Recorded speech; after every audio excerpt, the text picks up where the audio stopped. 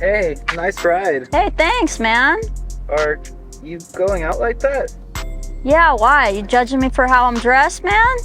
I just thought someone driving this thing would dress different. Look, man, don't judge people for how they dress, okay? That's super not cool. Another thing is, I want to teach you right here while you're standing here, is stop focusing on depreciating assets, okay? For example, designer clothes, designer shoes, designer wallets, all those things. It's cool to buy those things once in a while, but only when you have assets that are paying for those liabilities, okay? Things that depreciate should be purchased with assets that are giving you money. For example, this car right here is paid for by my businesses. I'm not taking any food off the table in order to pay for this car. My assets are paying for it. So focus on building wealth by investing your money into things that are going to make you richer, not poorer. Once you have money to pay for those liabilities like Gucci shoes, expensive designer clothes, sure, buy them once in a while, but make sure that they are sustained by assets. Don't take food off the table. And also,